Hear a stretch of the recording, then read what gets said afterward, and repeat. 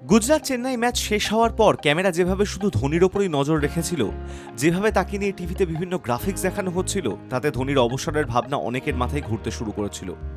আদতে সেসব কিছুই হলো না। পুরস্কার বিতরণের সময় সঞ্চালক হর্ষ ভোগলে দ্বিতীয় প্রশ্নটাই করেছিলেন অবসর নিয়ে।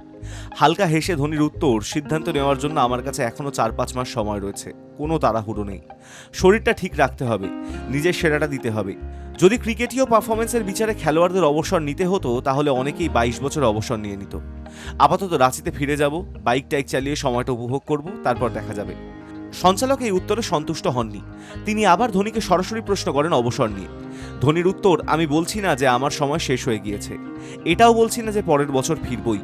আমার কাছে সময়ের বিলাসিতা রয়েছে, ভেবে চিন্তে সিদ্ধান্ত নেব। ধোনি অবশ্য এটা মেনে নিয়েছেন, তিনি বুড়ো হয়ে গিয়েছেন। আগের ম্যাচে ধোনির পায়ে হাত দিয়ে প্রণাম করেছিলেন রাজস্থানের 14 বছরের ক্রিকেটার বৈভব সূর্যবংশী। সেই প্রসঙ্গে ধোনি বলেন, মাঝে মাঝে মনে হয় অনেক বয়স হয়ে গিয়েছে। ডাগ আউটে সবার পেছনে আমি বসি, আমার আসনের ঠিক আগেই বসে আন্দ্রে। সেদিন জিজ্ঞাসা করছিলাম ওর বয়স কত, শুনলাম আমার থেকে ঠিক 25 বছর ছোট। অবসর নিয়ে ধোঁয়াশা রাখলেও একটা বিষয়ে ধোনি নিশ্চিত, পরের বার চেন্নাই আরও শক্তিশালী দল হয়ে ফিরবে। ধোনির কথায় মরশুম শুরু হওয়ার সময় প্রথম 6টার মধ্যে 4টে ম্যাচই খেলতে হয়েছিল চেন্নাইয়ে। আমরা টসে জিতেও পরে ব্যাট করার সিদ্ধান্ত নিচ্ছিলাম। রান তাড়া করতে গিয়ে অকারণে চাপে পড়ছিলাম। দলের ব্যাটিং বিভাগকে নিয়ে বেশ চিন্তায় ছিলাম। এখন দেখছি প্রত্যেকে অবদান রাখছে, কয়েকটা শূন্যস্থান ভরাট করা ছাড়া বাকি সবকিছুই ঠিকঠাক রয়েছে। পরের বছর ঋতুরাজ ফিরে এলে খুব একটা চিন্তার কিছু থাকবে না।